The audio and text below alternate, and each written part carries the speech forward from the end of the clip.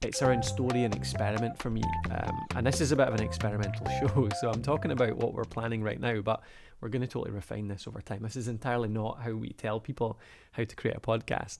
Quite often we tell people to have a really solid plan, to know exactly what you're going to do, and plan it out well in advance. But to be honest, this is something I want to put together this show for a couple of different reasons. Partly to tell the story of what we're doing. I think, well, I'm biased, but I think we're doing some interesting stuff here. We're trying a bunch of interesting things.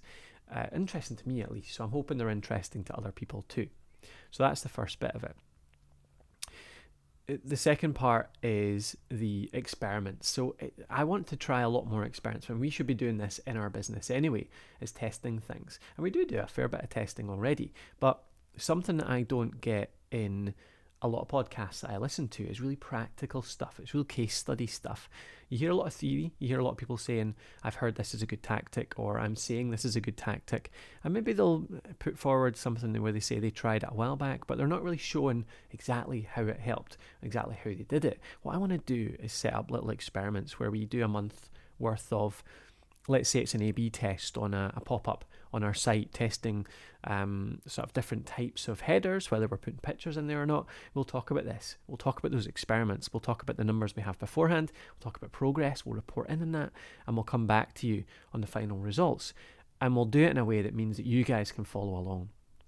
So you can actually test these out as well. You can try those experiments. You can do what we're doing and hopefully learn alongside us. That's what I really want to do. I'm really interested in doing that and working with listeners as well. Like if we're doing the experiment, we could maybe get 4 or 5 other people to report in each week for maybe a 2-month experiment too, and see how they get on.